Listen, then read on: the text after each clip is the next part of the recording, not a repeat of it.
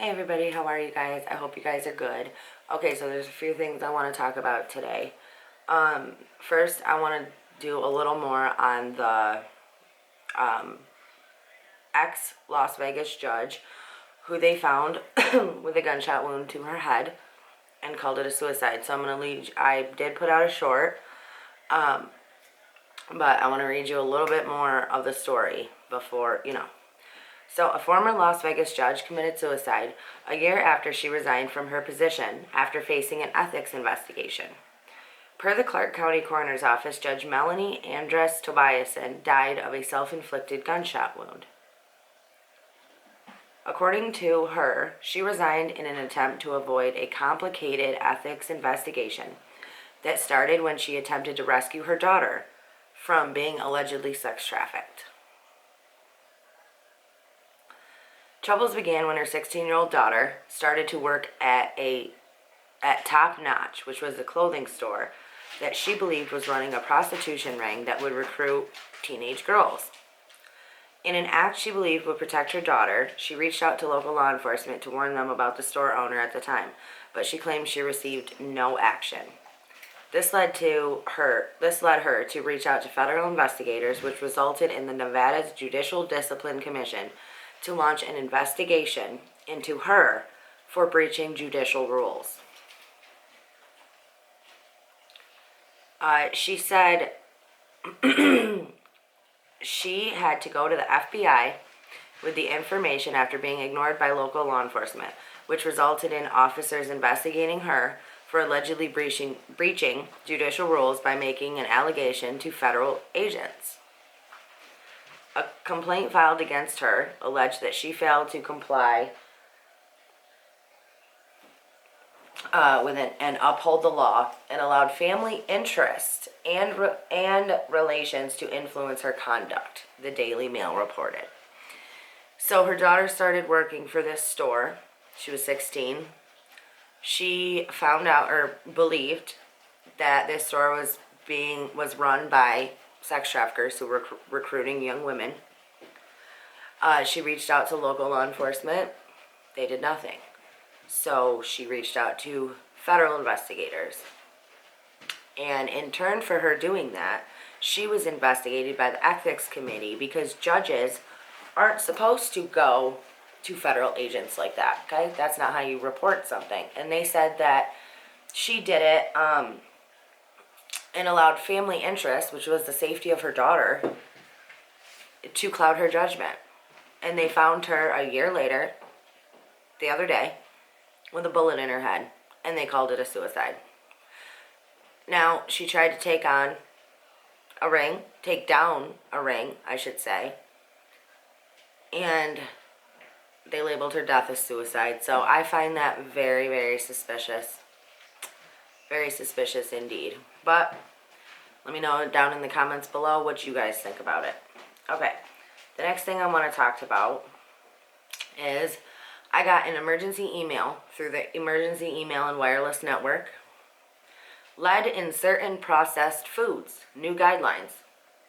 The U.S. Food and Drug Administration on Tuesday proposed significant limits on levels of lead in processed baby food that could reduce exposure to the contaminant by as much as 27%. The health regulator's new draft guidance applies to packaged foods intended for babies and children under the age of 2. So what they're saying is that there's too much lead in these baby foods, and they have drafted a new guideline to reduce the lead that is in baby food by 27%. So that should just tell you how much lead is in the baby food in the first place. That's ridiculous. But it is allowed by the FDA. So, all right, the next thing I want to cover, I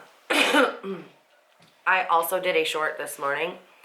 A police chief in Greensburg, Pennsylvania, has been arrested and charged with being the middleman and obtaining drugs for a undercover narc. And he says that he got the drugs through connections in California. He said that they are trustworthy people and have top-notch product. I'm just saying, California, drug connections. I'll let you guys put that together. Okay, the next thing I want to mention to you guys. An Illinois man accused of stabbing 14-year-old after meeting her online and traveling to her home. A 14-year-old girl in critical condition after the man she was speaking to online traveled across state lines to her home and then stabbed her when she refused to give in to him. It's so scary.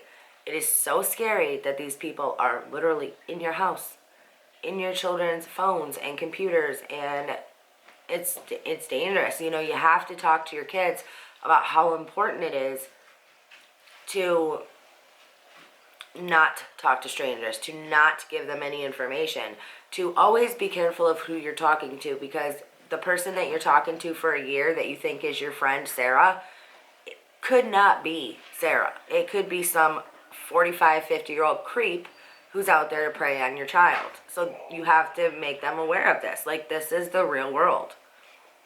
The man, an 18-year-old from Illinois who has not been identified, traveled to Springfield Township in Oakland County, Michigan for the meeting, according to a press release from the Oakland County Sheriff's Office. Now, luckily in this case, he was 18, but still, he traveled across state lines to meet the girl that he was talking to, and when she refused his advances, he stabbed her, and she's in the hospital in critical condition. The suspect is facing an attempted murder charge. He is being held in Oakland County Jail pending arraignment, according to the press release. The victim is listed in critical but stable condition, the sheriff's office said. According to the sheriff's office, deputies were dispatched to the home just after midnight. They found the girl on the floor of the residence, bleeding from several stab wounds to her back and midsection. The victim was at home with her younger siblings when the attack happened, but the child was sleeping and unharmed. The injured girl was able to call her parents, who weren't home, and tell them what happened. They returned home and called 911. Terrible story. Okay, and the next thing I want to talk about. Sheriff Donnie Youngblood oversaw one of the most corrupt police forces in the U.S. Okay? When police informant George Ramirez was murdered during a sting operation by the very people he was trying to help, authorities didn't waste time lying about his involvement. Ramirez's family never believed they were being told the whole truth by the Bakersfield Police Department in Bakersfield, California, where Ramirez lived and subsequently died in September 2013. In Hulu's Killing County, the Ramirez family takes us on the years-long journey. He better not. My dog. He did this to me last time. I'm almost done. That would eventually reveal countless cover-ups by the Bakersfield Police Department. Their son's death was just the tip of the iceberg. During the period, the Kern County Sheriff's Department was led by Sheriff Donnie Youngblood, a relic from a time quickly slipping away. Let me just get to the... Donnie Youngblood is still sheriff of Kern County. According to his bio on the Kern County Sheriff's Office website, he was elected in 2006 and somehow keeps getting re-elected despite the fact that his county has come under intense scrutiny for the police-related crimes. In December 2015, after a series of special reports which is based on dozens of interviews, multiple hours spent with officers on patrol, and a review of thousands of documents obtained via public record requests and courthouse searches, The Guardian came to the conclusion that Kern County cops were some of the country's deadliest and most corrupt. This included the murder of George Ramirez. Was it ego or empathy that led Sheriff Youngblood to be interviewed by the LA Times in the spring of 2022? Regardless, he was certainly honest in his answers. During his tenure, taxpayers have paid out more than $20 million in settlements for wrongful deaths, jailhouse strip searches, and other assorted abuses involving Kern County deputies. And yet his job remains secure. What's it like to violently fail up? Is the last race. Youngblood ran unopposed, which is vaguely terrifying. Nobody even ran against him. He's been in this for years, leading this department, one of the most deadliest, and corrupt departments, according to this article. What is it with California and cops and corruption? Can anybody tell me, is there one uncorrupt police department in California? Like, I'm really starting to wonder.